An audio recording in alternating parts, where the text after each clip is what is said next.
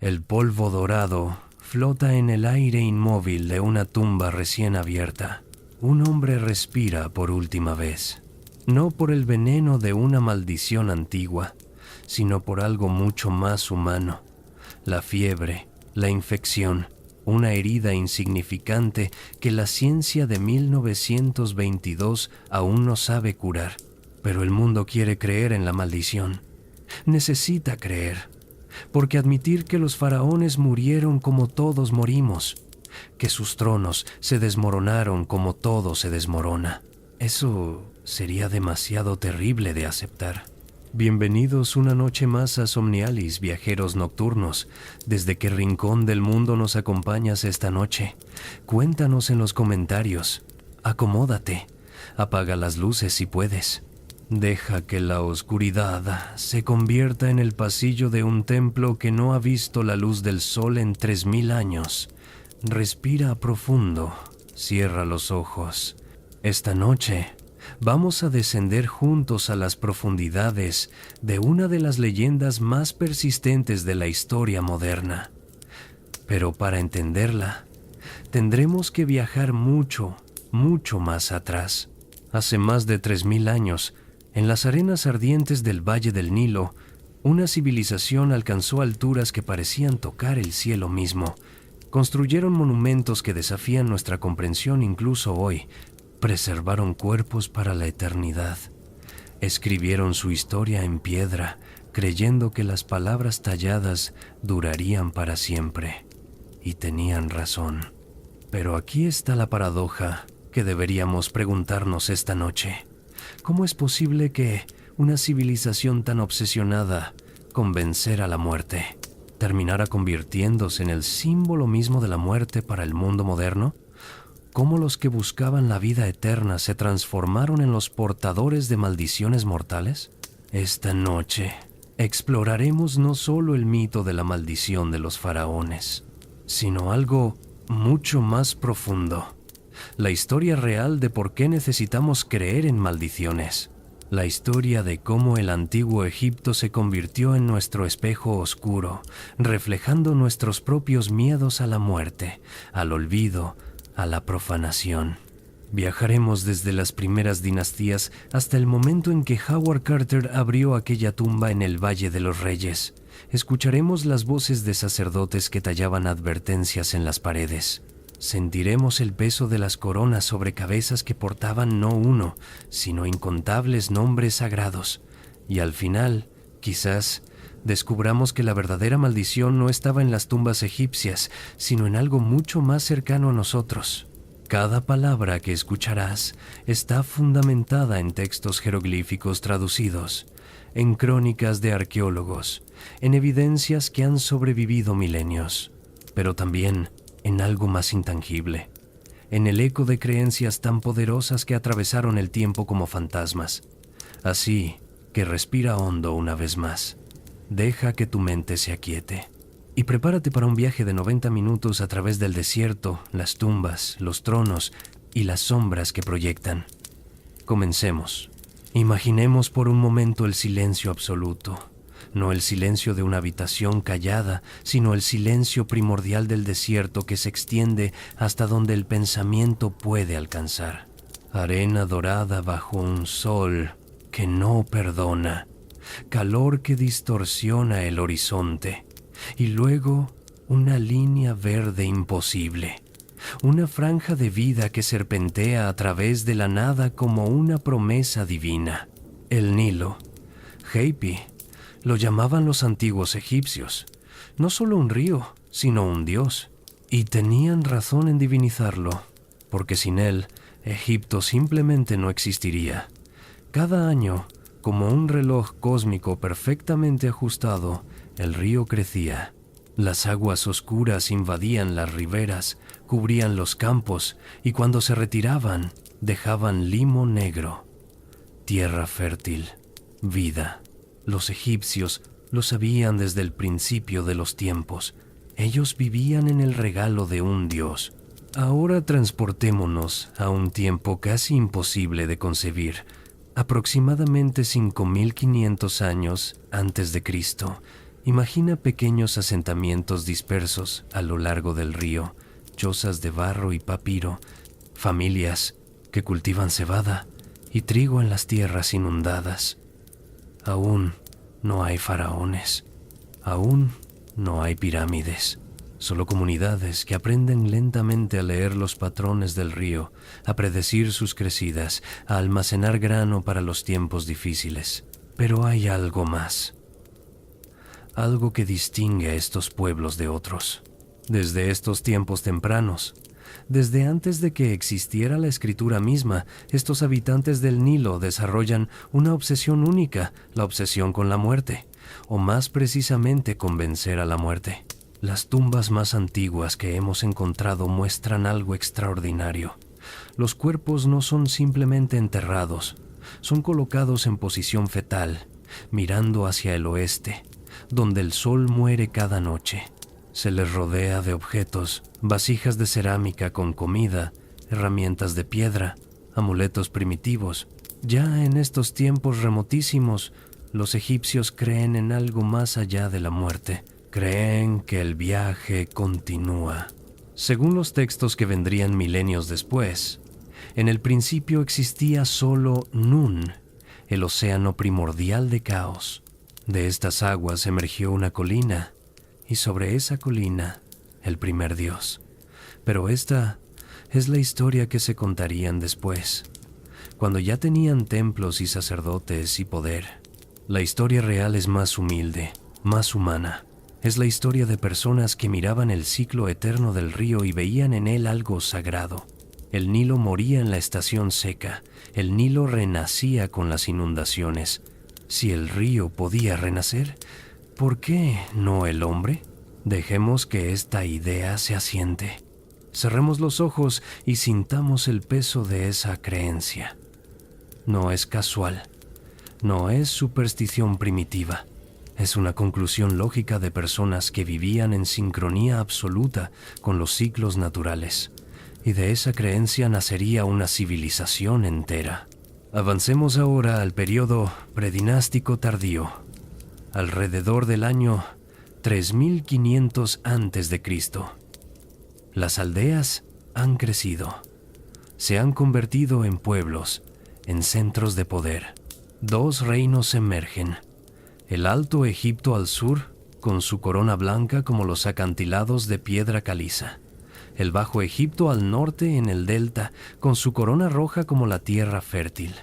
Durante siglos coexisten, comercian, a veces luchan, y aquí aparece la primera figura que mezcla historia y mito. Narmer, también llamado Menes.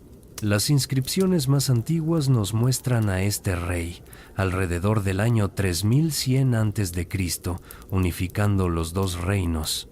La paleta de Narmer, un artefacto de esquisto verde oscuro que sobrevive hasta nuestros días, nos cuenta la historia.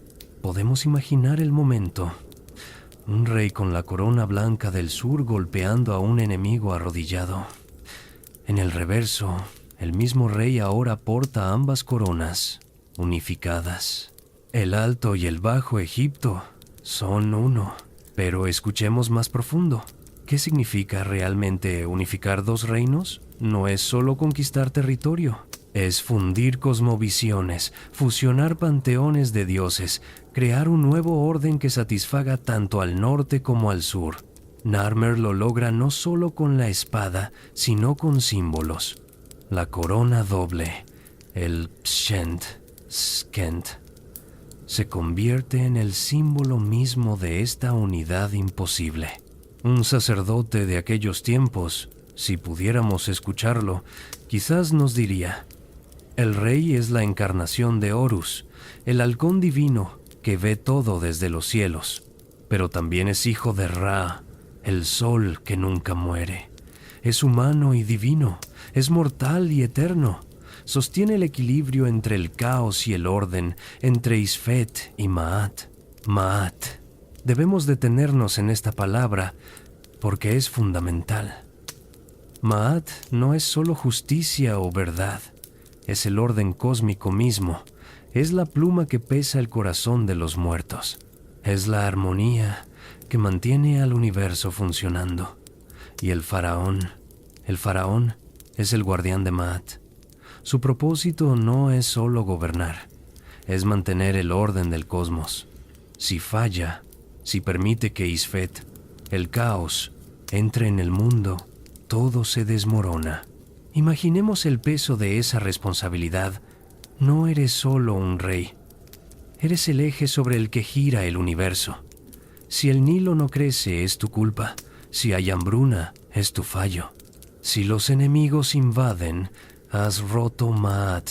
Y cuando mueras, tu trabajo más importante apenas comienza, porque debes viajar al Duat, el mundo de los muertos, enfrentar pruebas, transformarte y unirte a los dioses para continuar protegiendo a Egipto desde el más allá. Esta creencia se cristaliza en los títulos mismos del faraón. No tiene uno, sino 5 nombres sagrados.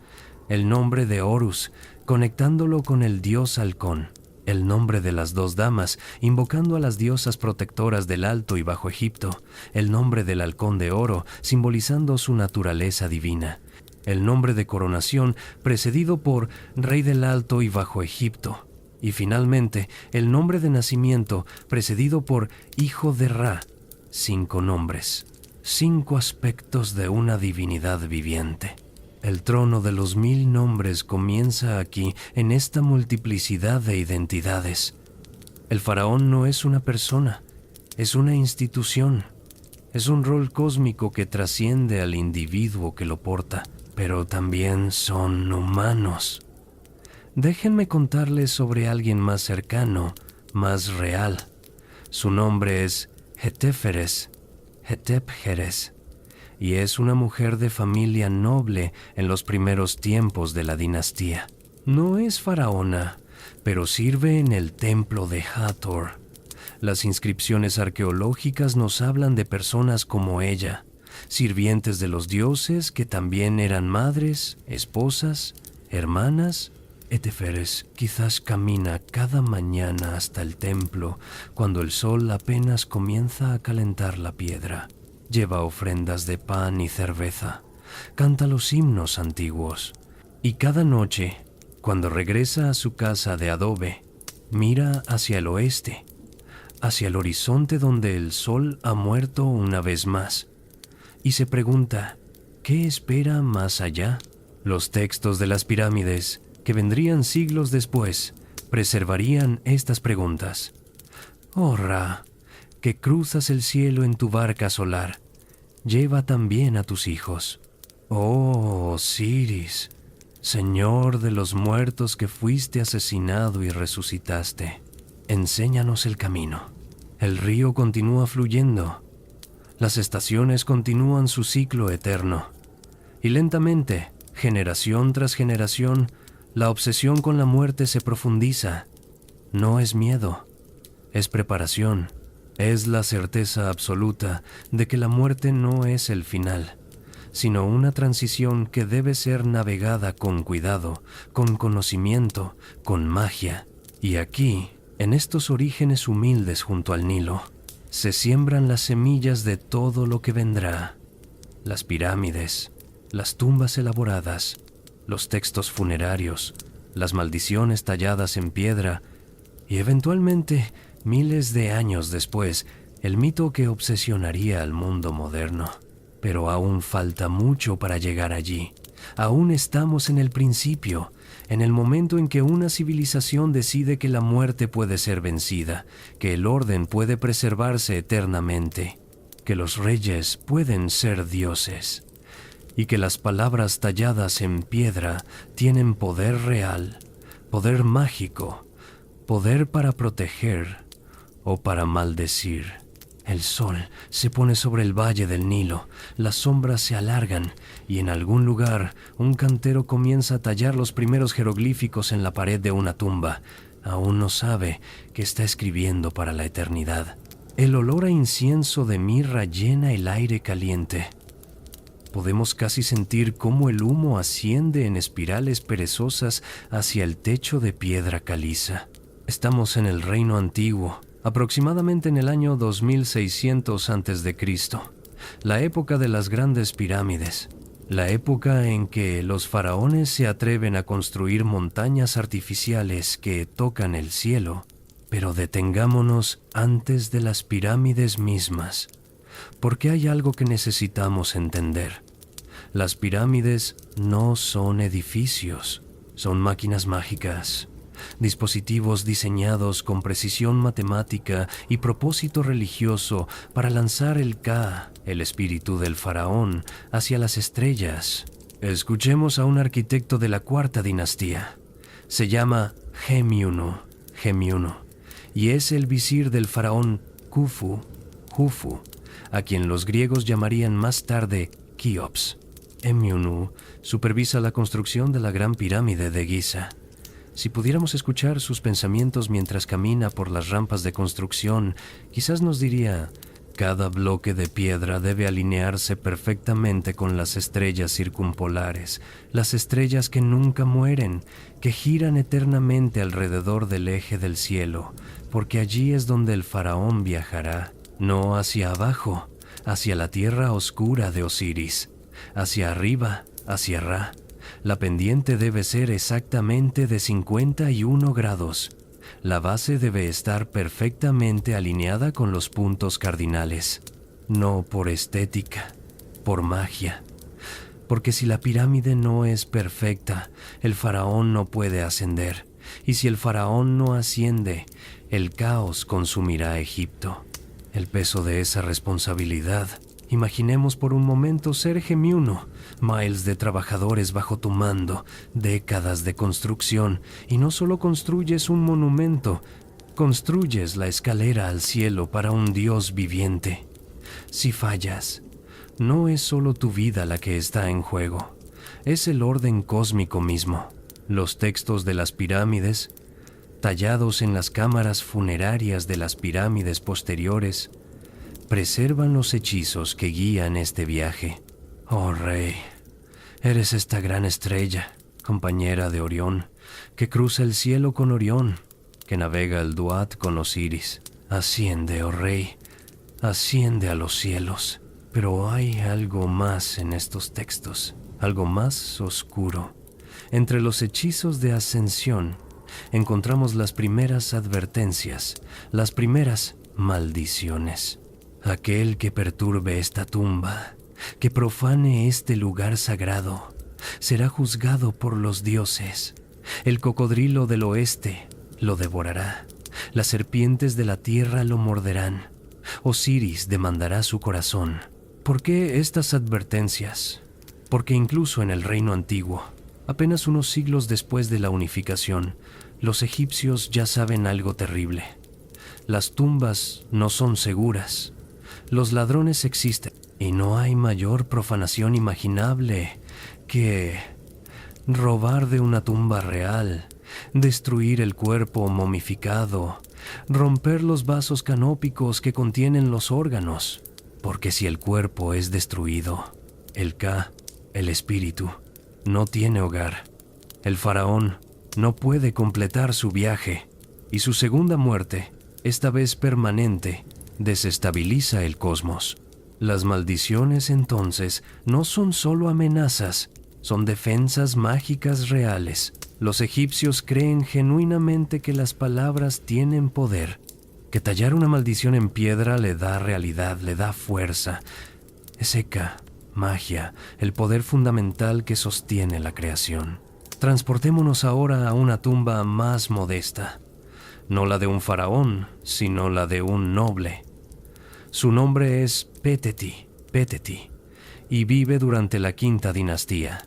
Es supervisor de los campos del faraón, un hombre rico pero no divino. Su tumba en Saqqara contiene una de las inscripciones más escalofriantes del reino antiguo. En cuanto a cualquier hombre que entre en esta tumba en su impureza, lo agarraré por el cuello como a un pájaro.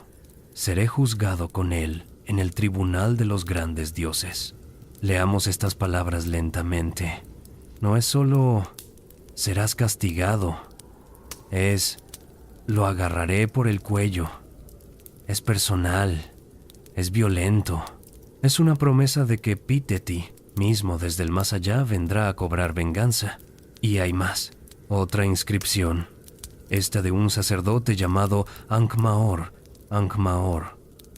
El cocodrilo estará contra él en el agua, la serpiente contra él en la tierra, aquel que haga algo malo contra esto, los animales sagrados, los servidores de los dioses, todos movilizados para proteger la tumba.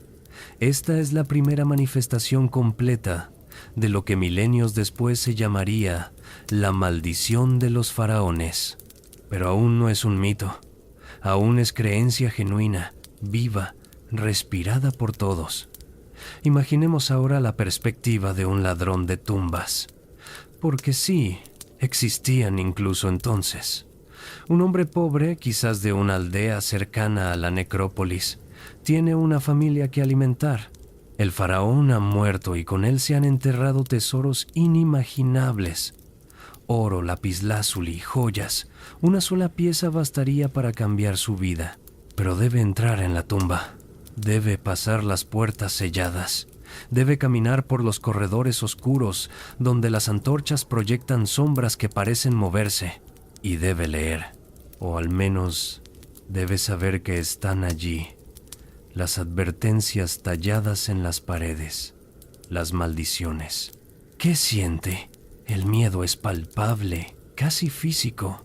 No es solo miedo al castigo terrenal si lo atrapan. Es miedo genuino a la retribución divina, porque él cree, todos creen, los dioses son reales, los muertos pueden actuar desde el Duat. Las palabras talladas en piedra tienen poder, sin embargo entra. La necesidad supera el miedo, o quizás lleva amuletos protectores, o quizás susurra sus propios contrahechizos. La magia funciona en ambas direcciones. Los textos de las pirámides no solo contienen amenazas, también contienen algo más inquietante, conocimiento, instrucciones precisas sobre el viaje al más allá. Los nombres secretos de los dioses, que deben ser pronunciados en cada puerta del Duat, las respuestas correctas a las preguntas de los guardianes. Y este conocimiento es peligroso. Un sacerdote llamado Genti, trabaja en el templo funerario de la pirámide del faraón Neferirkare. Cada día realiza los rituales de ofrenda, pan, cerveza, carne de buey. Pronuncia las palabras correctas. Mantiene el Ka del faraón alimentado. Pero Genti también estudia los textos, lee los hechizos, aprende los nombres secretos. Y una noche, quizás, se pregunta, si estas palabras funcionan para el faraón, ¿funcionarían para mí? Si yo conociera los hechizos correctos, si yo pudiera pagar por una momificación adecuada, ¿podría yo también alcanzar la inmortalidad? Esta pregunta es revolucionaria, porque implica que la vida eterna no es solo para los reyes, que el conocimiento mágico puede democratizarse. Y lentamente, muy lentamente, esto comienza a suceder. Al final del Reino Antiguo, alrededor del año 2100 a.C., vemos algo fascinante en el registro arqueológico. Los nobles comienzan a incluir versiones de los textos de las pirámides en sus propias tumbas. Los hechizos que antes eran solo para faraones ahora se copian en las mastabas de la élite. El conocimiento se filtra hacia abajo, pero hay consecuencias. Si todos pueden alcanzar la vida eterna, ¿qué hace especial al faraón? Si las palabras mágicas están disponibles para quien pueda pagarlas, ¿dónde queda la divinidad del rey? El reino antiguo termina en caos. El primer periodo intermedio. Las causas son múltiples: sequías, colapso administrativo, el poder creciente de los nomarcas, los gobernadores regionales. Pero quizás hay también una crisis espiritual, una crisis sobre quién merece la eternidad. Los textos de este periodo son oscuros, a veces desesperados. Los años de ruido han llegado. Los hombres se rebelan. Egipto está en agonía.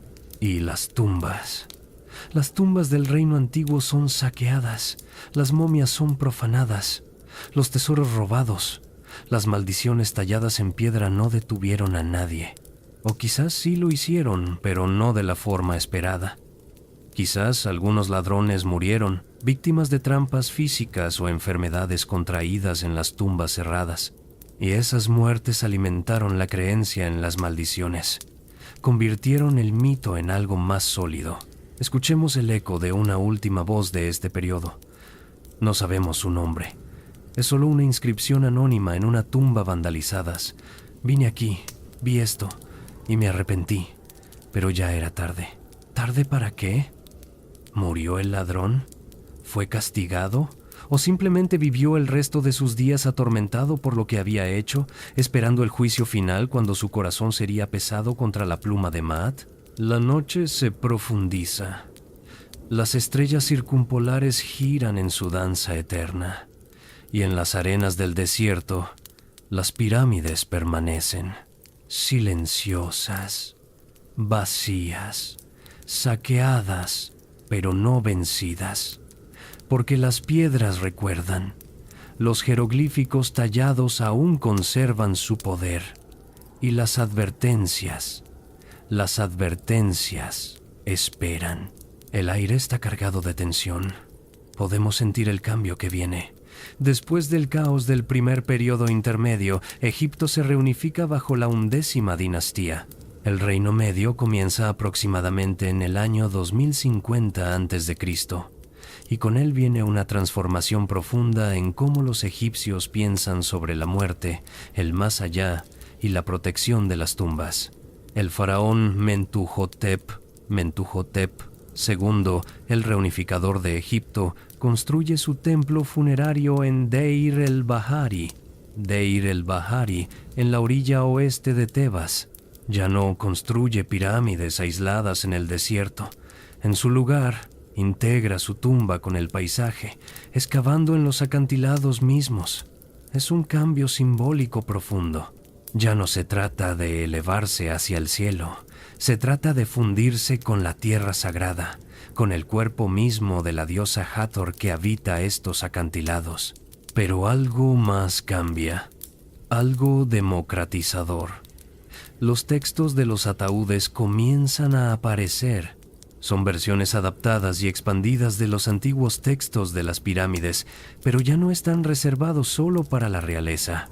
Cualquier persona con suficientes recursos puede ahora tenerlos inscritos en su ataúd de madera. La promesa de vida eterna está ahora al alcance de la clase media egipcia. Escuchemos a Seneb, un artesano de Tebas que vive durante la 12ª dinastía. Ha ahorrado durante toda su vida para pagar su propia momificación y un ataúd decorado con hechizos. Si pudiéramos escuchar sus pensamientos mientras supervisa a los escribas que tallan los jeroglíficos en su ataúd, quizás nos diría: estas palabras me guiarán. Cuando mi corazón sea pesado contra la pluma de Maat, estos hechizos hablarán por mí. Diré: no he matado, no he causado sufrimiento, no he robado, no he profanado tumbas. Y seré declarado justificado. Y entraré en los campos de Aaru, donde el trigo crece alto como un hombre y hay abundancia eterna. Seneb no es un faraón, pero Seneb también quiere la eternidad. Y ahora, por primera vez en la historia egipcia, puede aspirar a ella genuinamente. Sin embargo, esta democratización trae consecuencias imprevistas.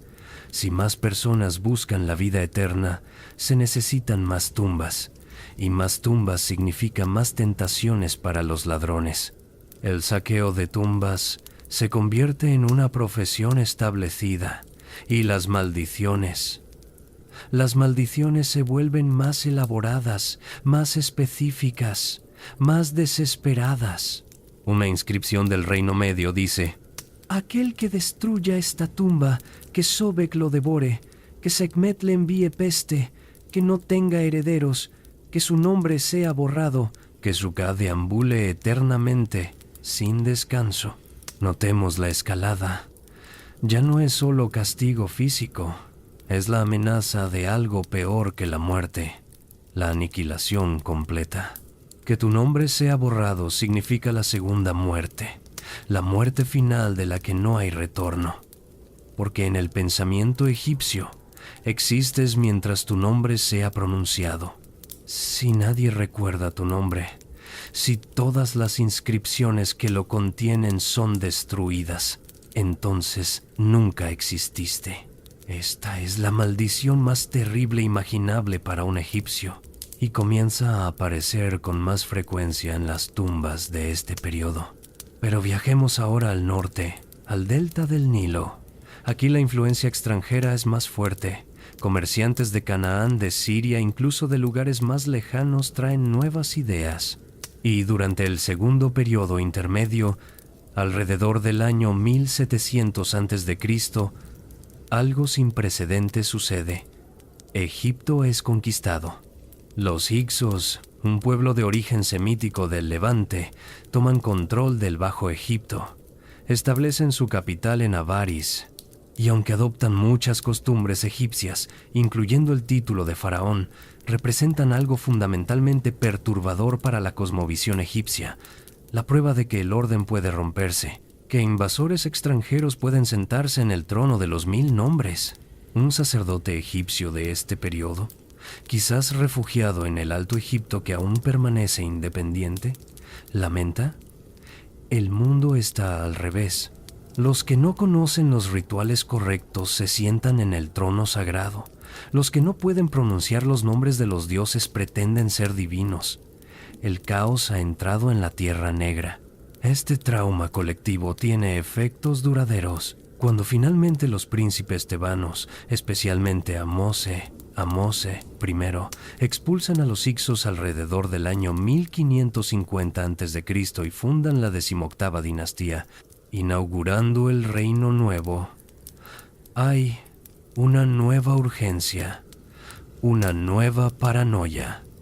Egipto ha aprendido que no es invulnerable, que el orden debe ser defendido activamente. Y aquí comienza la verdadera época dorada, pero también la época de mayor obsesión con la seguridad de las tumbas. Los faraones del Reino Nuevo toman una decisión radical. Ya no construirán monumentos visibles. En su lugar, excavarán tumbas secretas en un valle remoto al oeste de Tebas, el Valle de los Reyes. La lógica es simple. Si nadie sabe dónde está tu tumba, nadie puede saquearla. Tutmosis. Primero es el primer faraón en ser enterrado allí. Su arquitecto, Ineni, se jacta en su propia tumba. Supervisé la excavación de la tumba de su majestad, en soledad. Nadie vio, nadie escuchó, pero es una ilusión. El secreto no puede mantenerse. Los trabajadores que construyen las tumbas saben dónde están. Los sacerdotes que realizan los ritos funerarios lo saben. Y eventualmente, siempre, el conocimiento se filtra. Escuchemos ahora a un hombre llamado Paneb. Es uno de los trabajadores que viven en Deir el Medina, la aldea construida específicamente para alojar a los artesanos que trabajan en las tumbas reales. Paneb es un hombre problemático, violento, ambicioso.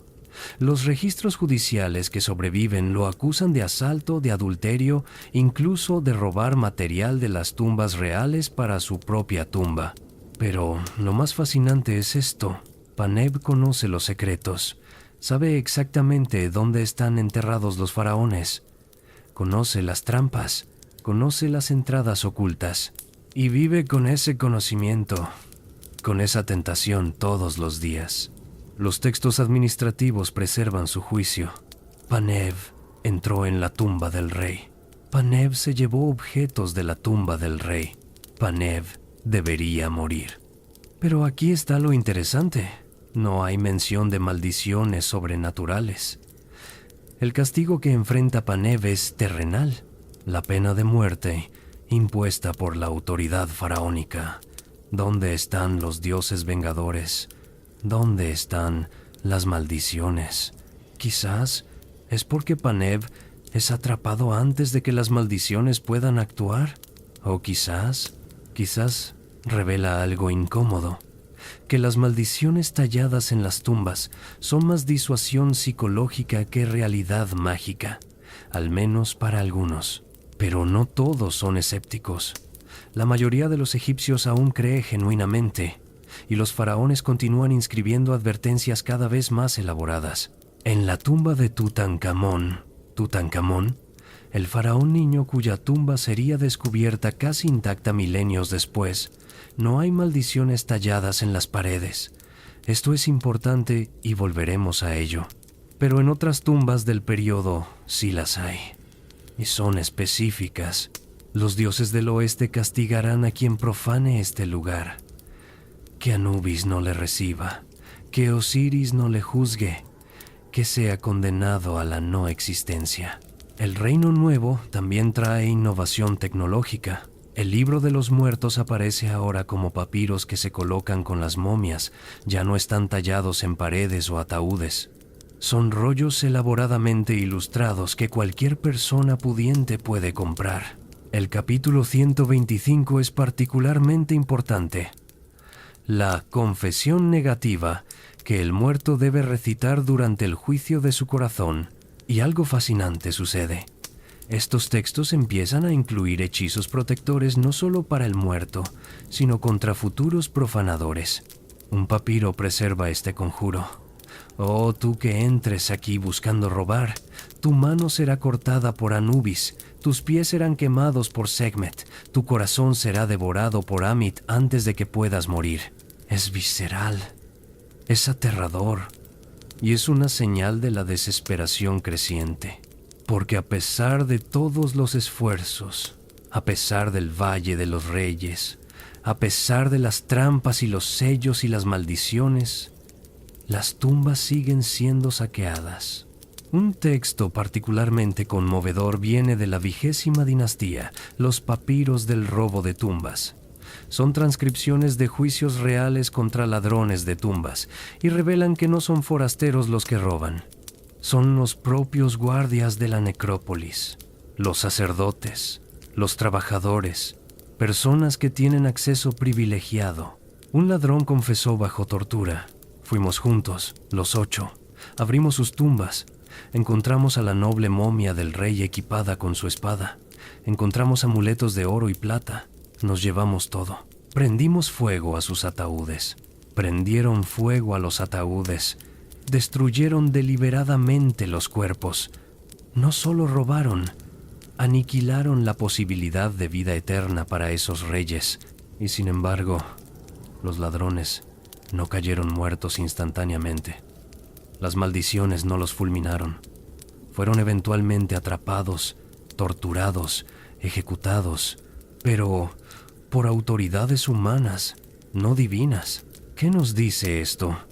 Quizás que las maldiciones funcionaban en un nivel más sutil, como disuasión para la mayoría, aunque no para todos, como trauma psicológico para quienes las violaban, incluso si no los mataban físicamente, como semillas de culpa que germinaban en pesadillas. O quizás las maldiciones actuaban lentamente. Quizás los ladrones sí sufrían desgracias después, pero no inmediatamente. Y esas desgracias se atribuían al sacrilegio cometido. La noche continúa, las estrellas permanecen indiferentes, y en el Valle de los Reyes, en la oscuridad absoluta de las tumbas, las advertencias talladas esperan, pacientes, eternas, porque el tiempo, para los muertos, no tiene significado.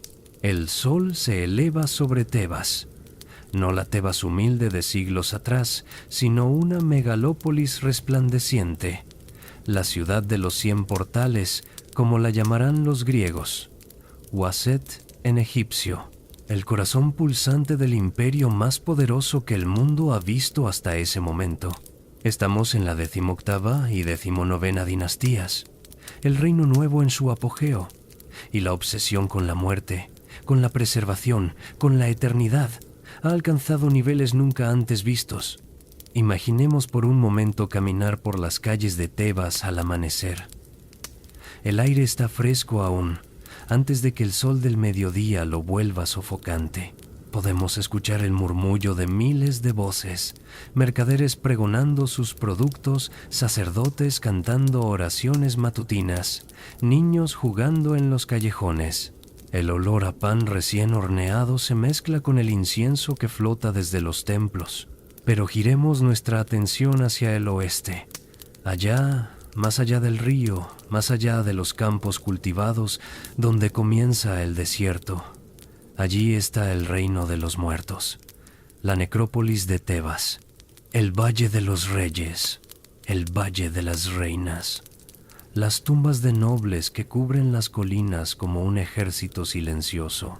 Y en uno de los templos funerarios, un sacerdote llamado Bakenhonsu prepara las ofrendas diarias.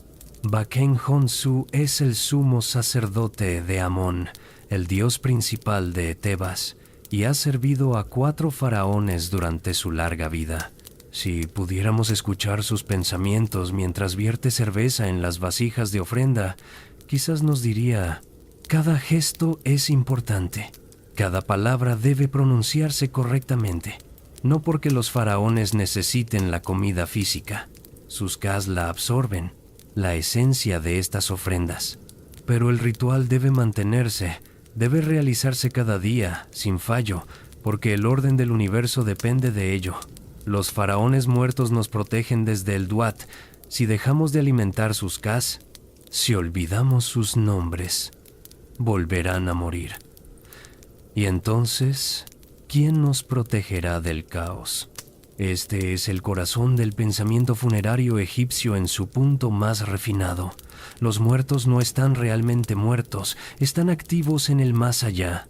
Protegen a los vivos, interceden ante los dioses, pero necesitan ser mantenidos, alimentados, recordados.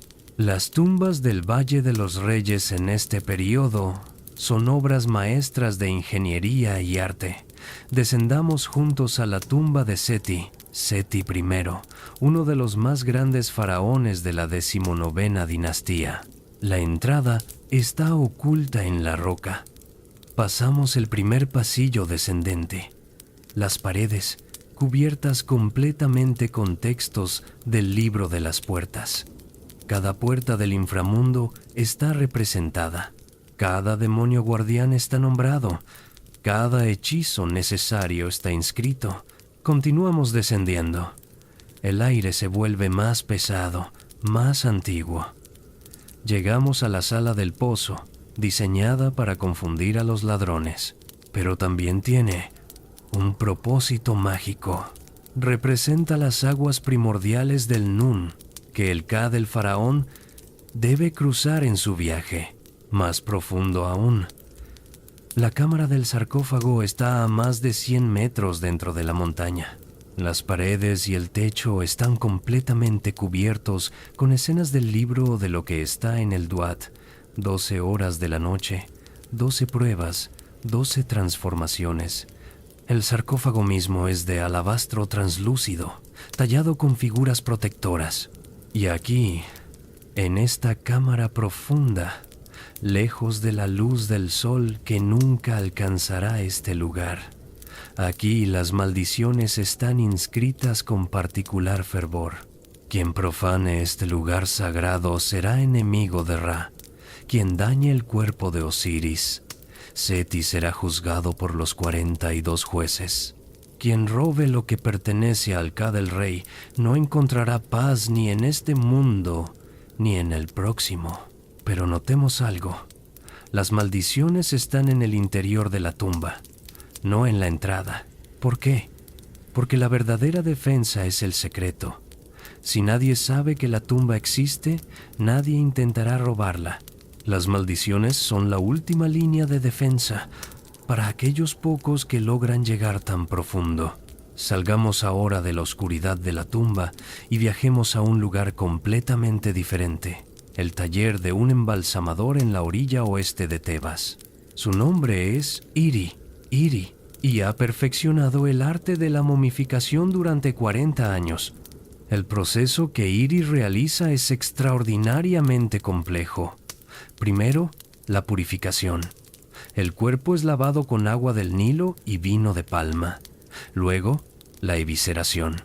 Los órganos internos son removidos cuidadosamente a través de una incisión en el costado. El cerebro es extraído a través de la nariz con ganchos delgados. Los pulmones, el estómago, los intestinos, el hígado. Cada uno es preservado por separado en vasos canópicos, protegidos por los 4 hijos de Horus. Pero el corazón se deja en su lugar, porque el corazón es la sede de la conciencia, de la personalidad, de todo lo que hace a una persona quien es. Sin el corazón no hay juicio. Sin juicio no hay vida eterna. El cuerpo es entonces cubierto con natrón, una sal natural. Durante 70 días se deshidrata completamente. Luego es envuelto en lino capa tras capa con amuletos mágicos colocados estratégicamente entre los vendajes. Cada amuleto tiene un propósito. El escarabajo del corazón para asegurar que no testifique contra su dueño durante el juicio. El ojo de Horus para protección. El nudo de Isis para vida eterna.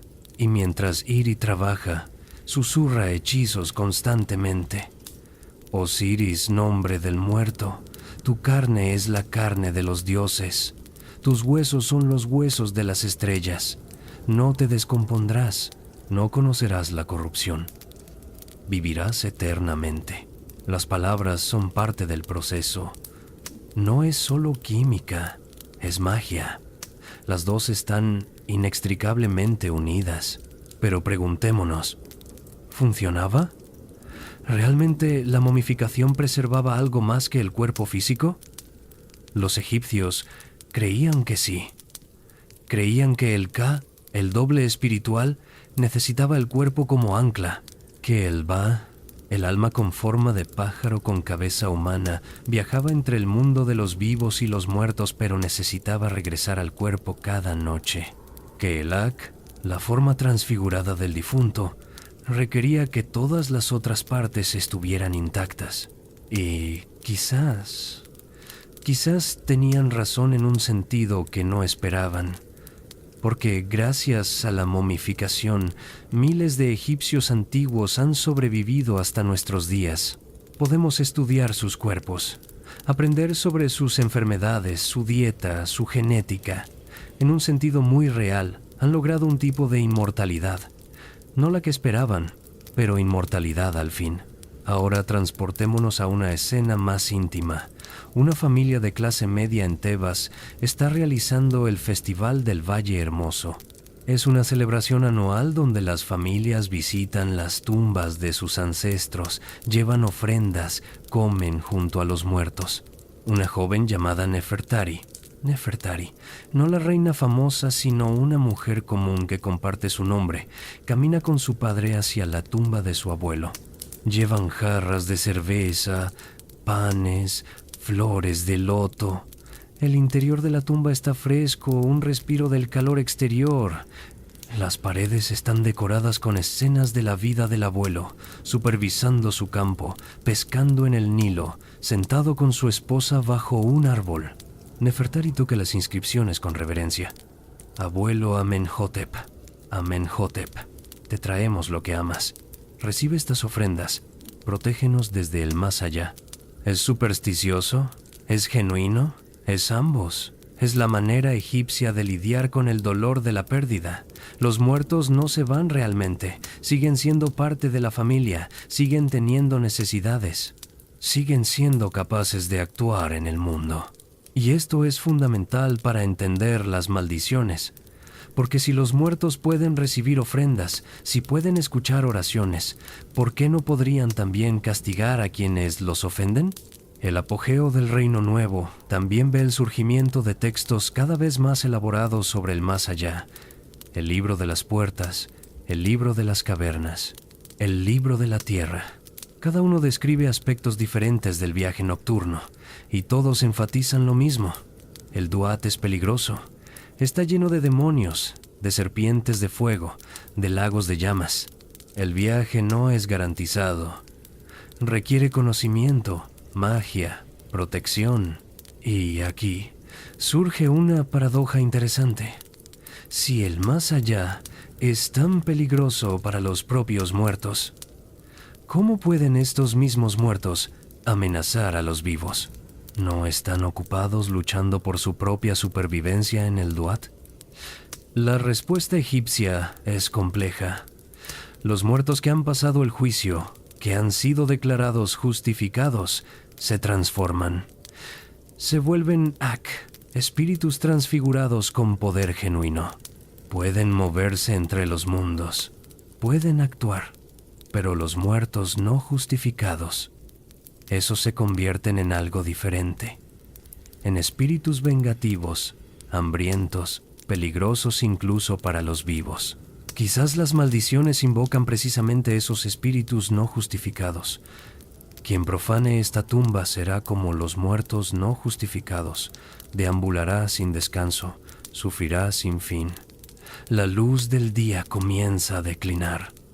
El sol de Ra inicia su descenso hacia el horizonte occidental, y en toda Tebas, en todos los templos, los sacerdotes realizan el ritual del anochecer, cantando, guiando a Ra en su barca solar a través de la primera hora de la noche, porque cada noche Ra debe morir, debe atravesar el Duat, debe luchar contra Apep, la serpiente del caos que busca devorarlo. Y solo si triunfa, solo si el orden prevalece sobre el caos, entonces Ra renacerá al amanecer. Los egipcios viven esta batalla cósmicamente cada día. La muerte no es el final, es una transición, una transformación. Y si Ra puede renacer cada mañana, entonces seguramente los humanos también pueden lograr el renacimiento. En esta creencia radical, en esta negativa absoluta a aceptar la muerte como final, allí está el verdadero apogeo de la civilización egipcia. No en sus templos magníficos, no en sus conquistas militares, sino en esta valentía filosófica, desafiar a la muerte misma y declarar que puede ser vencida. El sol toca el horizonte, el cielo se tiñe de rojo y dorado, y en algún lugar del Valle de los Reyes, una tumba sellada espera en silencio. El Ka de su ocupante, quizás, observa desde el Duat, esperando el día en que alguien entre, esperando el día en que las maldiciones puedan cumplirse. O quizás no hay nadie allí. Quizás las tumbas están vacías en el sentido más profundo, y las maldiciones son simplemente palabras en piedra, palabras sin poder. Pero eso lo descubriremos más adelante. Por ahora, el sol se pone. La primera hora de la noche comienza, y Ra, como cada noche desde el principio del tiempo, inicia su peligroso viaje. El tiempo, ese enemigo implacable que los egipcios intentaban vencer, comienza a mostrar su poder. Estamos ahora en los últimos siglos del Reino Nuevo, aproximadamente en el año 1100 a.C. Y algo fundamental está cambiando en Egipto, algo en las sombras de la grandeza. Podemos sentir la tensión en el aire. No es algo visible, no algo que un viajero casual notaría. Las pirámides aún están allí. Los templos aún funcionan. Los rituales se realizan. Pero debajo de la superficie, fracturas, grietas en la eternidad que tanto trabajaron por construir. Escuchemos primero a Ramose, un escriba del templo de Karnak durante el reinado de Ramsés IX. Ramose lleva las cuentas del templo, registra las ofrendas, supervisa los almacenes, y lo que ve lo preocupa profundamente. Si pudiéramos leer sus pensamientos mientras revisa los papiros de inventario, quizás nos diría: Las donaciones disminuyen cada año. Los nobles ya no traen ofrendas generosas. Los campesinos están inquietos. Hablan de impuestos excesivos. Y lo peor es que los propios sacerdotes están robando del templo. He visto cómo se llevan grano, cómo falsifican registros. ¿Qué pasará cuando los dioses descubran que sus propios servidores los traicionan? Esta corrupción interna es documentada en múltiples papiros administrativos que han sobrevivido. Los templos, que deberían ser los guardianes de Ma'at, del orden cósmico, están infectados por Isfet, por el caos. Y si los templos fallan, ¿qué esperanza hay para las tumbas? Los papiros del robo de tumbas que mencionamos anteriormente son de este periodo y revelan algo perturbador. No son solo ladrones ocasionales, es un sistema organizado. Bandas criminales que incluyen guardias, sacerdotes, trabajadores de la necrópolis. El robo de tumbas se ha convertido en una industria. Un testimonio judicial preserva esta confesión escalofriante. El escriba de la necrópolis nos dijo dónde buscar. El guardia nos dejó entrar. Abrimos 7 tumbas aquella noche. Tomamos oro por valor. De 20 deben. Dividimos la ganancia. Nadie sospechó nada durante meses.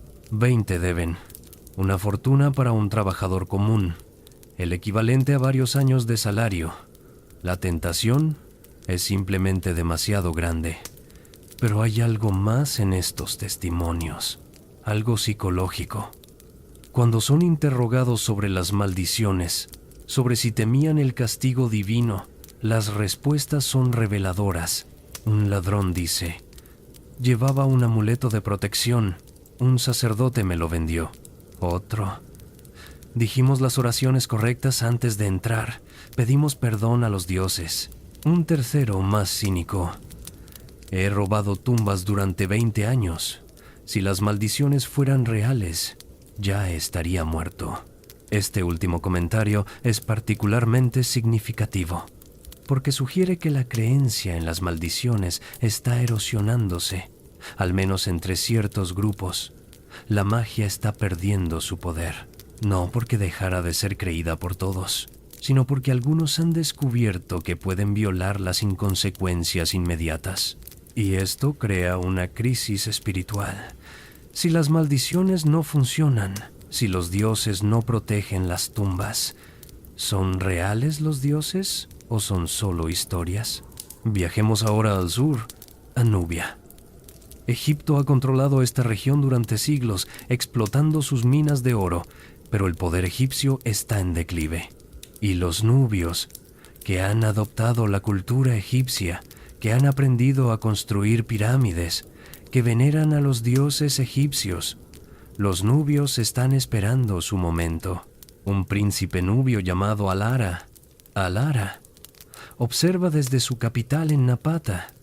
Ve la debilidad de Egipto, ve la corrupción, ve el caos y piensa: nosotros podemos restaurar lo que ellos han perdido. Podemos ser más egipcios que los propios egipcios. Esta idea es extraordinaria. Los conquistados convirtiéndose en salvadores, los estudiantes superando a los maestros.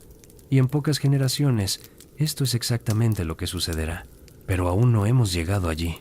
Mientras tanto, en el delta del Nilo, otra tensión crece. Libios que se han asentado en Egipto durante generaciones ahora reclaman poder y eventualmente fundarán sus propias dinastías. La 22ª y 23ª dinastías son de origen libio. Faraones con nombres como Sheshonq y Osorkon, que no son tradicionales egipcios. Pero ¿qué significa esto para nuestro tema? ¿Qué significa para las tumbas, para las maldiciones, para la eternidad? Significa fragmentación. Significa que ya no hay un solo Egipto unificado con una sola visión de la muerte y el más allá. Diferentes regiones comienzan a desarrollar variaciones, algunas más conservadoras, aferrándose a las viejas formas, otras más sincréticas, mezclando ideas extranjeras, y las tumbas de este periodo reflejan esta confusión. Algunas son elaboradas, tratando de imitar la grandeza del pasado. Otras son apresuradas, pobremente construidas. Algunas contienen maldiciones tradicionales, otras, ninguna en absoluto. Es como si la sociedad egipcia estuviera perdiendo la fe en su propia promesa fundamental, la promesa de la eternidad. Escuchemos ahora a una mujer. Se llama Nesihonsu Nesihonsiu y es una cantante del templo de Amón en Tebas. Nesihonsu vive durante la 21ª dinastía, un periodo de particular inestabilidad. Su tumba, eventualmente, será descubierta casi intacta en el siglo XIX, y su momia revelará algo fascinante. Murió joven, quizás de complicaciones de parto, pero fue momificada con extremo cuidado. Su libro de los muertos, un papiro bellamente ilustrado, sobrevive con ella, y contiene una nota personal que no es típica. Oh, Osiris, Señor de eternidad, recíbeme aunque no haya completado mi tiempo. Permíteme cantar para ti en los campos de Aru como canté en la tierra. Hay una humanidad en estas palabras que contrasta con las fórmulas mágicas habituales, una vulnerabilidad, una súplica genuina. Nesihonsu no está segura de que los hechizos funcionen. Espera que sí, pero no lo sabe. Esta incertidumbre marca el periodo. La fe antigua, tan sólida durante milenios, comienza a tener fisuras, y a través de esas fisuras algo nuevo comienza a filtrarse, la duda. Pero no todos dudan. En las aldeas pequeñas, lejos de las ciudades y su corrupción, la fe permanece fuerte. Campesinos que nunca podrán pagar una momificación elaborada aún creen que Osiris los juzgará justamente. Que si sus corazones son puros, si han vivido en Maat, la eternidad les espera. Un ostracon, un fragmento de cerámica usado como papel barato, preserva esta oración de un campesino anónimo. Oh, Osiris, soy pobre, no tengo oro para ofrecerte, pero he trabajado honestamente. He amado a mi familia, he respetado a los muertos. ¿No es esto suficiente? Es conmovedor. Y sugiere que para muchos egipcios, la religión funeraria nunca fue sobre los tesoros enterrados o las tumbas elaboradas, fue sobre vivir correctamente, sobre Maat, sobre el balance del corazón contra la pluma. Las maldiciones en las tumbas, desde esta perspectiva, no son tanto protección mágica como recordatorios morales. No profanes esto, no alteres el orden, no rompas Maat. Son apelaciones a la conciencia tanto como amenazas sobrenaturales. Pero para los poderosos, para quienes tienen más que perder, las maldiciones se vuelven más desesperadas. Una tumba de este periodo tardío contiene esta inscripción particularmente oscura. Quien entre aquí con mal corazón, que sea juzgado ahora, no en el más allá, que su castigo sea inmediato, que sufra en este mundo antes de sufrir eternamente en el siguiente. Es casi como si el autor de la maldición ya no confiara en el juicio del más allá, como si necesitara que el castigo fuera inmediato, visible, incontestable, porque si el castigo viene después de la muerte, ¿quién puede verificarlo realmente? El tercer periodo intermedio, que comienza alrededor del año 1070 a.C., ve a Egipto fragmentado en múltiples centros de poder, faraones en el norte, sumos sacerdotes de Amón gobernando el sur como reyes de facto, príncipes libios controlando ciudades individuales. Es el caos político, y en el caos político, las tumbas sufren más que nunca. Los faraones de la 21ª dinastía toman una decisión pragmática pero desgarradora. Recuperan las momias de los reyes antiguos del Valle de los Reyes, las vuelven a envolver y las esconden en 2 cachés secretos. Es una admisión de derrota. Ya no pueden proteger las tumbas originales. Lo mejor que pueden hacer es salvar los cuerpos.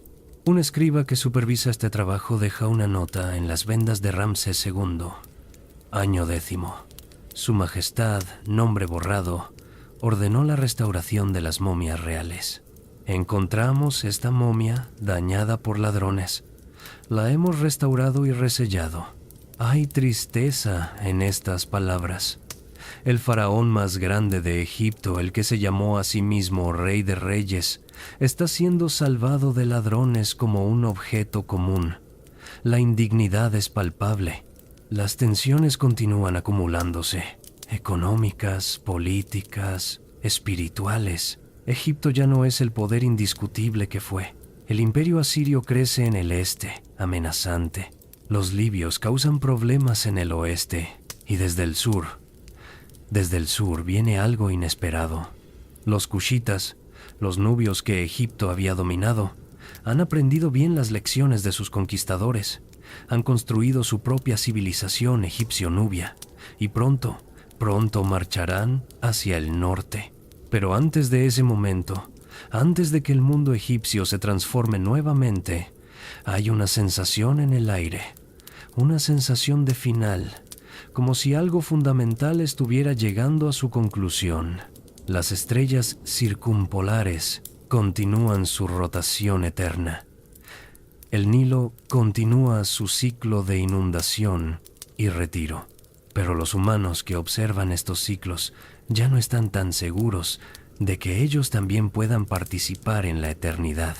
La noche se profundiza y en las tumbas del Valle de los Reyes, ahora la mayoría vacías, saqueadas, las maldiciones talladas permanecen, palabras sin poder, o quizás esperando pacientemente. Porque el tiempo de las maldiciones aún no ha llegado. Su verdadero poder se manifestará no en el Egipto antiguo, sino miles de años después, en un mundo que los faraones nunca pudieron imaginar. El estruendo de cascos de caballos resuena en el Valle del Nilo. Podemos casi sentir cómo la tierra tiembla bajo el peso de un ejército que marcha desde el sur. Es el año 727 a.C. y Egipto está a punto de ser conquistado por los propios egipcios, o al menos por quienes se consideran a sí mismos los verdaderos herederos de la tradición egipcia. Piangi, a quien los griegos llamarían Pille, rey de Kush, observa Tebas desde la distancia. Su ejército ha marchado desde Napata más de 1000 kilómetros hacia el norte. Y ahora está aquí, en el corazón mismo de Egipto, reclamando lo que considera su derecho: el trono de los 1000 nombres. Si pudiéramos escuchar sus pensamientos, quizás nos diría: los que se llaman faraones en el norte han olvidado las viejas formas, han olvidado el respeto a Amón, han permitido que el caos infecte la Tierra Negra. Yo restauraré Maat, yo devolveré a Egipto su gloria. Y Piangi no es un conquistador extranjero en el sentido tradicional. Es más egipcio que muchos de los llamados faraones egipcios. Adora a Amón-Ra fervientemente. Construye pirámides en Nubia, imitando las formas antiguas. Lee jeroglíficos. Respeta los rituales funerarios. Es, en muchos sentidos, un fundamentalista religioso tratando de restaurar una era dorada que quizás nunca existió exactamente como él la imagina. La conquista es relativamente rápida. Los pequeños reinos del norte no pueden resistir, y Piangi entra en Tebas no como un destructor, sino como un libertador. Los sacerdotes de Amón lo reciben con alivio.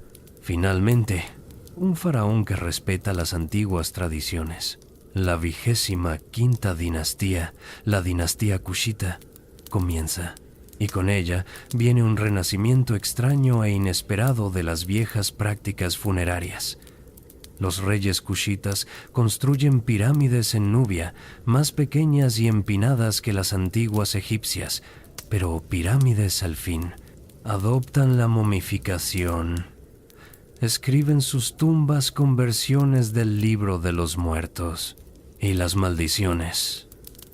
Las maldiciones regresan con fuerza renovada. Una tumba cushita en Nuri contiene esta inscripción: Yo, Taharka, Taharka, rey del Alto y Bajo Egipto, hijo de Ra, advierto: quien profane este lugar sagrado sufrirá la ira de todos los dioses. Amón lo abandonará, Mut lo maldecirá, Khonsu cerrará su camino al más allá.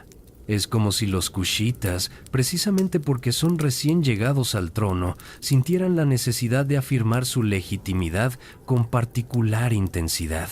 Y parte de esa afirmación es proteger sus tumbas con la misma ferocidad mágica que los antiguos faraones.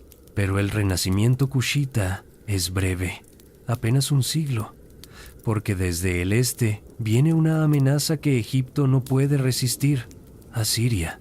Los asirios son máquinas de guerra. Tienen hierro mientras Egipto aún depende principalmente del bronce. Tienen caballería pesada, tienen máquinas de asedio y no tienen ningún respeto por las tradiciones egipcias. En el año 667 a.C.,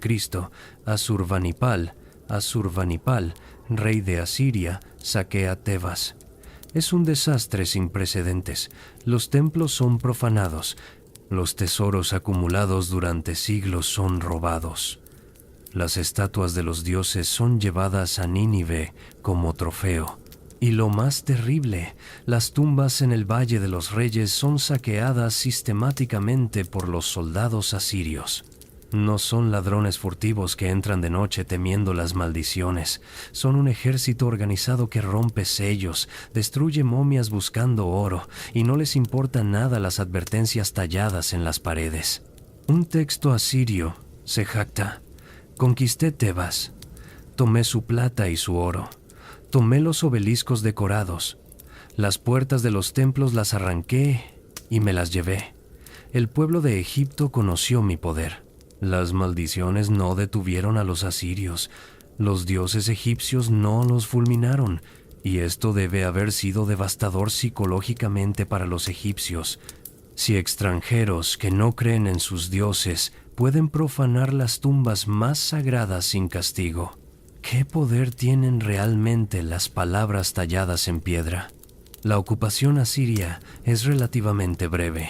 Los gobernadores locales, particularmente la 26ª dinastía centrada en Sais en el delta, eventualmente expulsan a los asirios. Pero Egipto nunca se recupera completamente. Ya no es una gran potencia, es un reino regional, importante pero no dominante. Sin embargo, bajo la 26ª dinastía, conocida como el período saíta, hay otro intento de renacimiento cultural. Los faraones de este periodo miran hacia atrás, hacia la grandeza del reino antiguo, y tratan de imitarla. Copian estilos artísticos de 1500 años antes, renuevan viejos templos, restauran prácticas religiosas antiguas. Es lo que los historiadores llaman arcaísmo, una sociedad en declive que idealiza su pasado y trata de resucitarlo. Y en las tumbas de este periodo vemos algo fascinante. Las maldiciones se vuelven extremadamente elaboradas, citando textos arcaicos, usando lenguaje deliberadamente antiguo. Es como si quisieran demostrar que mantienen las tradiciones auténticas. Una tumba en Saqqara de este periodo dice: como fue declarado en los tiempos de los antepasados, como fue escrito en los días de Djoser, así declaro yo: quien entre aquí con corazón impuro no conocerá paz. Las palabras de poder lo perseguirán. Los dioses antiguos lo juzgarán. Pero hay algo casi performativo en esto, como si el autor supiera que las maldiciones ya no tienen el poder que una vez tuvieron, pero las inscribe de todas formas por tradición, por esperanza, por desesperación. Y luego llegan los persas. En el año 525 a.C., Cambises Segundo, rey de Persia, conquista Egipto. Y para los egipcios, esto es el final verdadero. Son incorporados al imperio persa como una satrapía. Ya no hay faraón independiente. El rey persa asume el título, pero vive en Persépolis, no en Tebas ni en Menfis. Algunos reyes persas, como Darío I, muestran respeto por las tradiciones egipcias. Darío restaura templos, se hace representar en estilo egipcio, apoya el culto a los dioses locales. Pero otros, como Jerjes, son indiferentes u hostiles. Las tumbas de este periodo son pocas. Los ricos aún se momifican, aún se entierran con textos funerarios, pero la industria está en declive y las maldiciones casi desaparecen. Porque si Egipto mismo ya no es independiente, si los faraones ya no gobiernan, ¿qué esperanza hay de que las palabras mágicas protejan algo? Egipto se convierte en campo de batalla. Primero entre persas y rebeldes egipcios, luego entre persas y griegos, y finalmente, en el año 332 a.C., llega Alejandro Magno. Alejandro conquista Egipto sin resistencia seria. Los egipcios, cansados del dominio persa, lo reciben como libertador. Y Alejandro, astuto político además de brillante militar, se presenta en el templo de Amón en Siwa y es declarado hijo del dios. Se convierte en faraón, pero Alejandro muere joven y su imperio se fragmenta. Egipto cae en manos de Ptolomeo, uno de sus generales, y comienza la dinastía ptolemaica, faraones griegos que gobiernan Egipto desde Alejandría, la nueva capital en el delta. Los ptolemaicos adoptan muchas costumbres egipcias, se representan en estilo faraónico, construyen templos a los dioses egipcios, pero son fundamentalmente griegos, hablan griego, piensan en griego y empiezan a mezclar las tradiciones. El sincretismo religioso alcanza nuevas alturas. Serapis, un dios greco-egipcio híbrido, se vuelve popular. Los cultos mistéricos griegos se mezclan con las antiguas religiones funerarias egipcias, y el concepto mismo de la muerte y el más allá comienza a transformarse. Sin embargo, en las zonas rurales, entre los sacerdotes conservadores, las viejas prácticas continúan: momificación, textos funerarios y sí, ocasionalmente, maldiciones. Pero ya no son amenazas creídas universalmente. Son más bien tradiciones nostálgicas, ecos de un pasado que se desvanece. La última faraona ptolemaica es, por supuesto, Cleopatra VII. Inteligente, educada, políglota, es la primera de su dinastía que aprende egipcio además de griego. Trata de restaurar algo del antiguo prestigio de Egipto jugando el juego político romano, pero falla. Antonio y Cleopatra pierden contra Octavio, y en el año 30 a.C., Egipto se convierte en provincia romana. Ya no hay faraones, el último de los tronos de 1000 nombres ha caído. El cristianismo llega, luego el islam. Las religiones funerarias antiguas son olvidadas, los templos son abandonados, las tumbas en el Valle de los Reyes desaparecen bajo deslizamientos de tierra, y durante más de 1000 años, silencio. Los jeroglíficos ya no pueden ser leídos, los nombres de los faraones son olvidados. Las maldiciones talladas en las paredes de las tumbas no significan nada para nadie, porque nadie puede leerlas. Egipto se convierte en misterio, en leyenda, en objeto de fascinación para el mundo árabe y luego europeo. Pero las voces reales de los antiguos egipcios permanecen silenciadas, hasta que en 1799 Napoleón invade Egipto trayendo no solo soldados, sino también savants, académicos. Y en el pueblo de Rosetta, un soldado francés encuentra una piedra, una estela con el mismo texto escrito en 3 idiomas: jeroglíficos, demótico, y griego, la piedra de Rosetta, la llave que eventualmente permitirá a Jean-François Champollion descifrar los jeroglíficos en 1822. Y, de repente las maldiciones pueden ser leídas otra vez. Las advertencias talladas hace 3000 años cobran vida. Las voces de los muertos hablan nuevamente. Y entonces comienza la egiptología moderna. Y con ella, la verdadera historia de la maldición de los faraones. No la historia antigua, la historia moderna.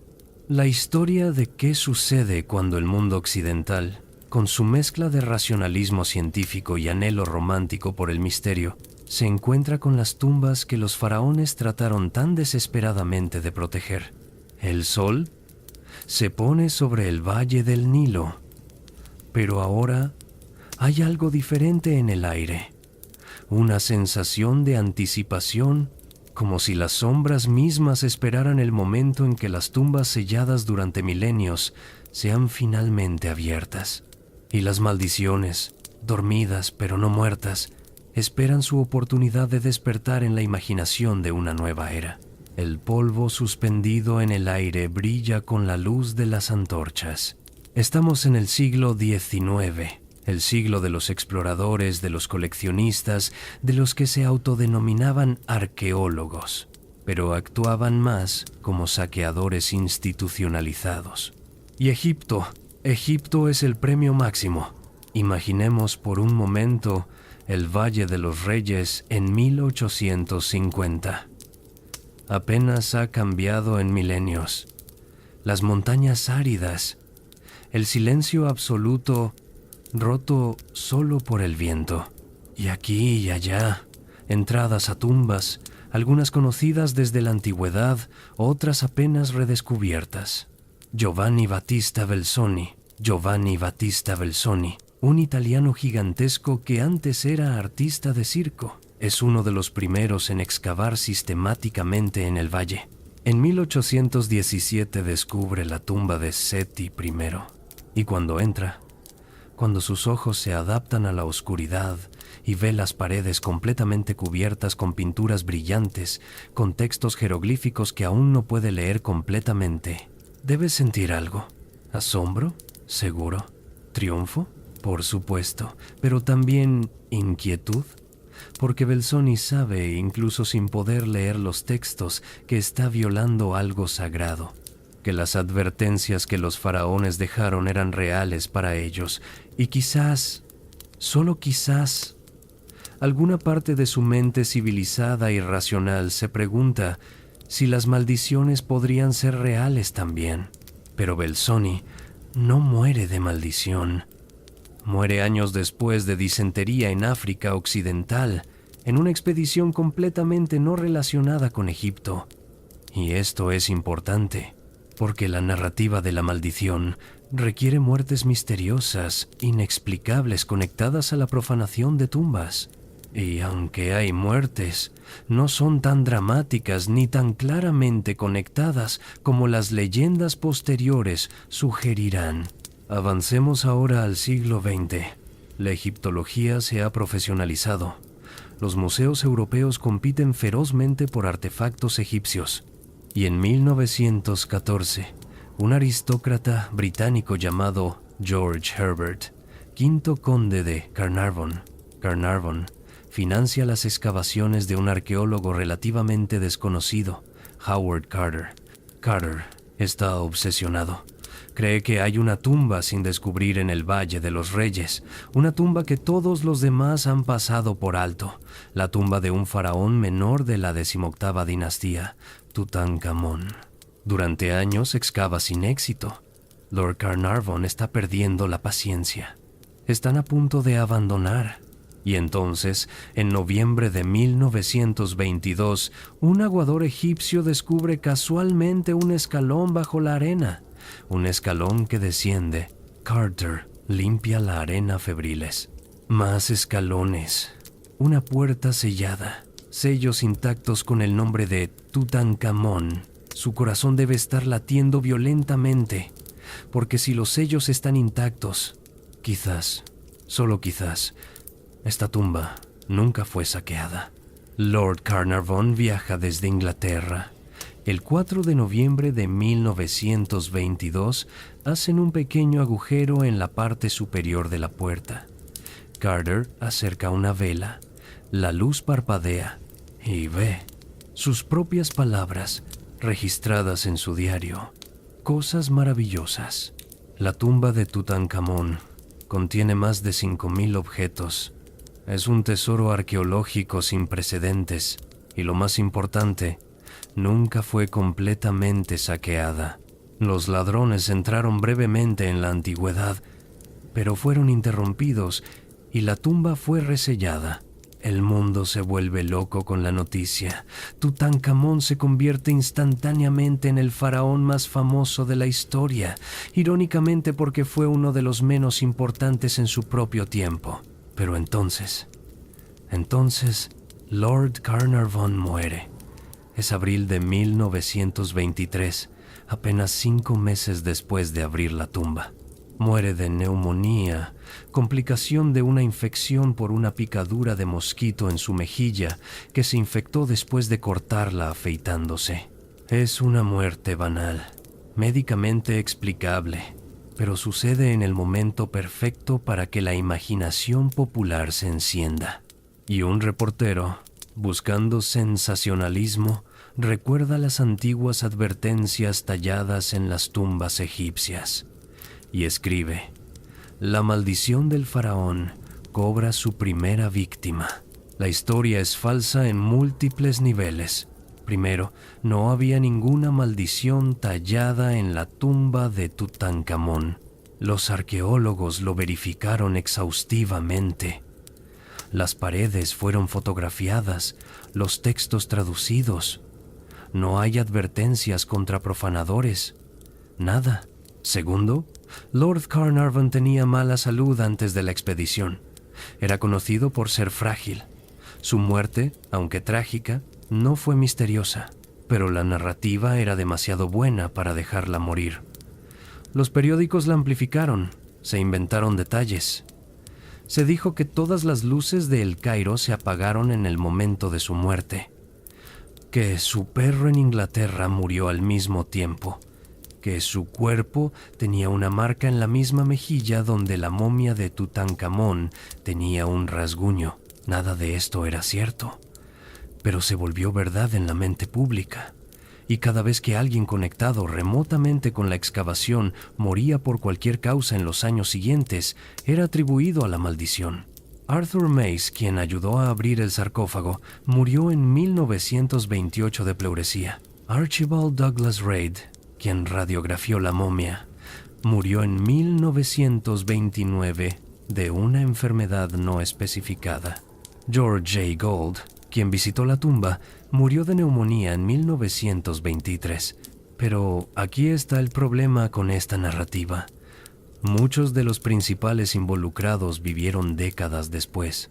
Howard Carter, quien pasó más tiempo que nadie en la tumba, quien manejó la momia directamente, quien supervisó toda la excavación, murió en 1939 de linfoma de Hodgkin a los 64 años. Una vida normal. No fue joven, no fue misterioso. El fotógrafo oficial, Harry Burton, vivió hasta 1940. El epigrafista Alan Gardiner hasta 1963. Lady Evelyn Herbert, hija de Lord Carnarvon, quien fue una de las primeras en entrar a la tumba, murió en 1980, casi 60 años después, a los 78 años. Estadísticamente, no hubo un exceso de muertes entre quienes participaron en la excavación comparado con la población general de su edad y clase social. Entonces, ¿por qué la maldición persistió en la imaginación popular? ¿Por qué aún hoy, un siglo después, la gente asocia las tumbas egipcias con peligro sobrenatural? La respuesta es compleja y revela tanto sobre nosotros como sobre los antiguos egipcios. Primero, hay un elemento de culpa colonial. El saqueo de Egipto por potencias europeas fue extenso. Millones de artefactos fueron removidos de su contexto original y llevados a museos en Londres, París, Berlín. Momias fueron desenrolladas en fiestas victorianas como entretenimiento. Esta profanación masiva generó incomodidad incluso entre los mismos victorianos. La maldición se convierte en una forma de expiación imaginaria. Los muertos se vengan. Hay justicia poética. Segundo, hay fascinación con la muerte. La cultura occidental moderna ha medicalizado y ocultado la muerte. Ya no vemos cuerpos. Ya no participamos en rituales elaborados de duelo. Pero los antiguos egipcios vivían con la muerte constantemente. La abrazaban, la estudiaban, la preparaban. Eso nos fascina y nos aterra simultáneamente. Tercero, hay romanticismo. La idea de que las palabras antiguas tienen poder genuino es seductora en una era de racionalismo científico. Queremos creer en magia porque hemos perdido tanto del misterio en nuestro mundo.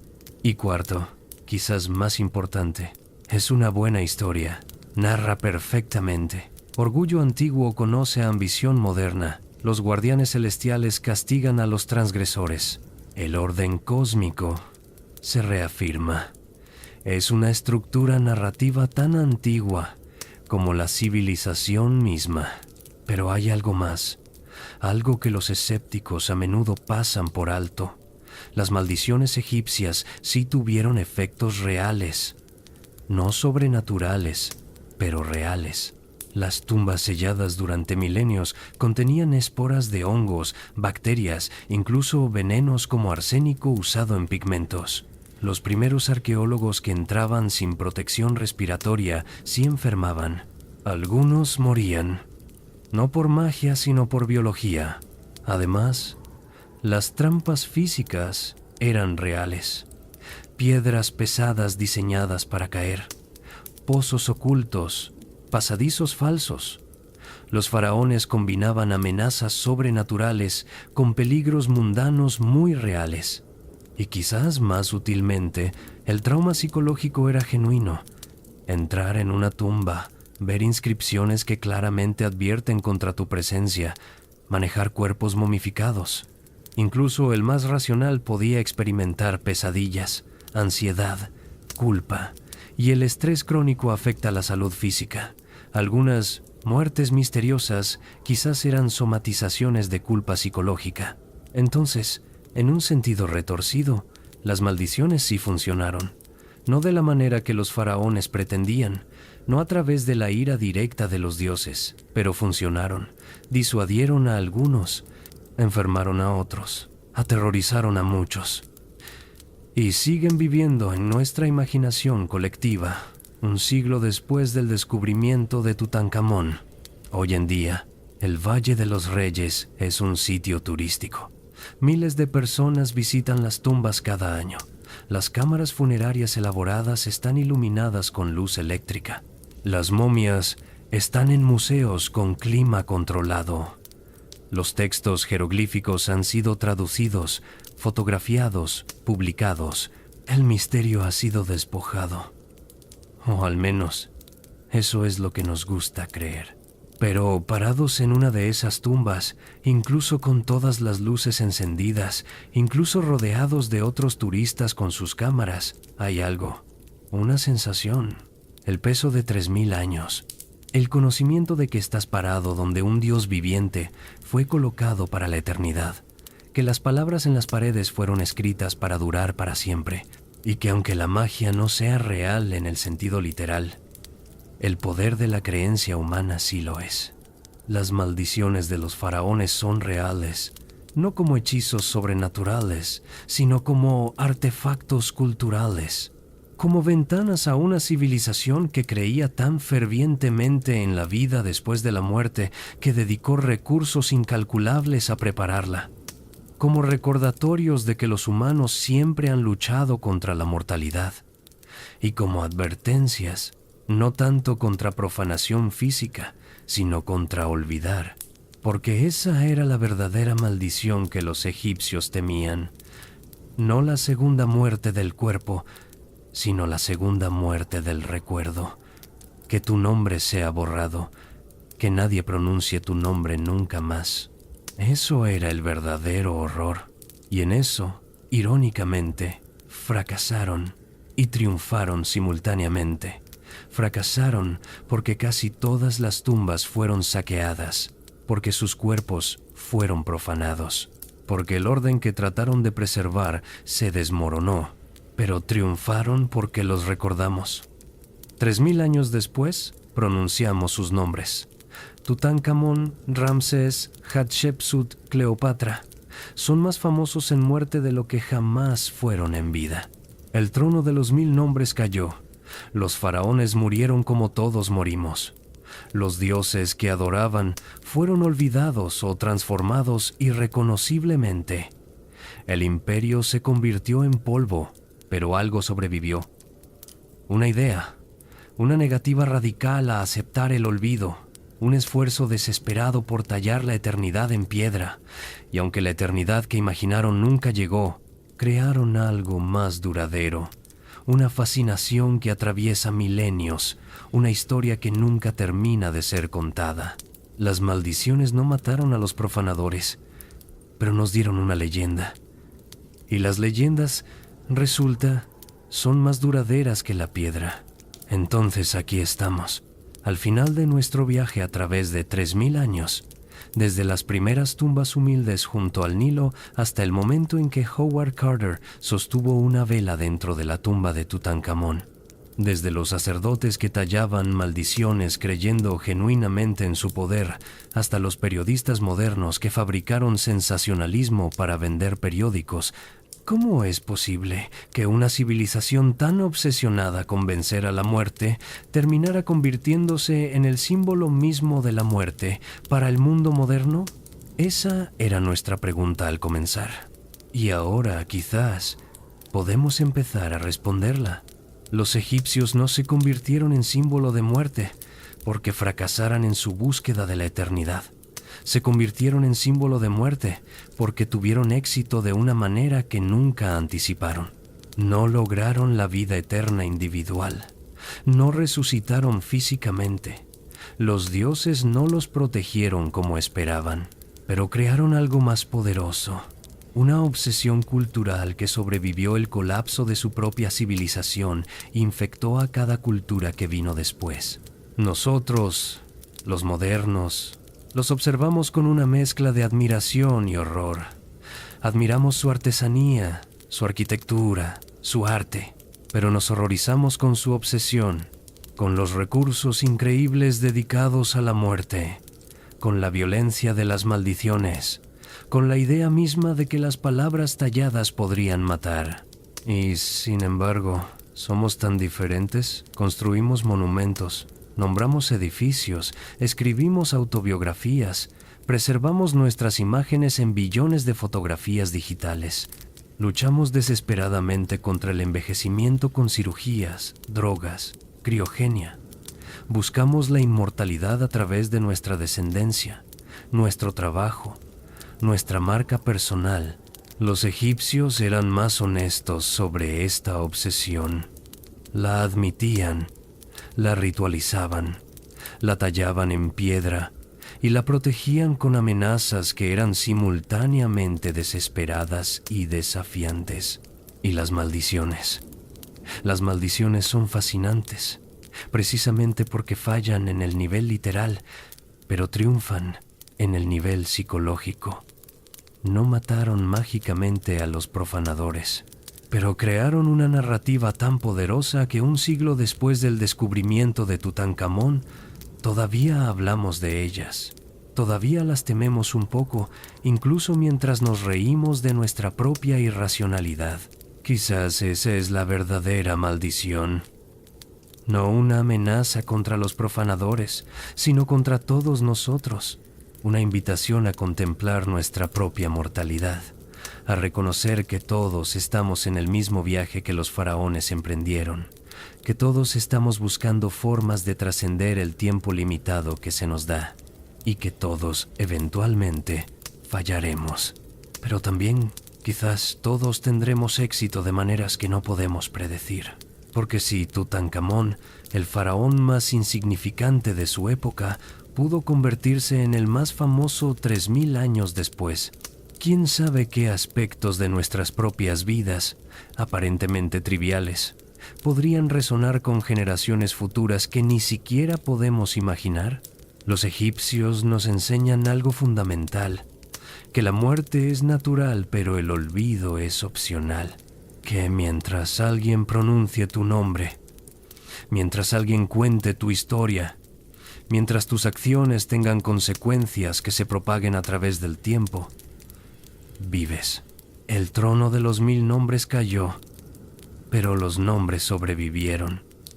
Y eso, quizás, es suficiente.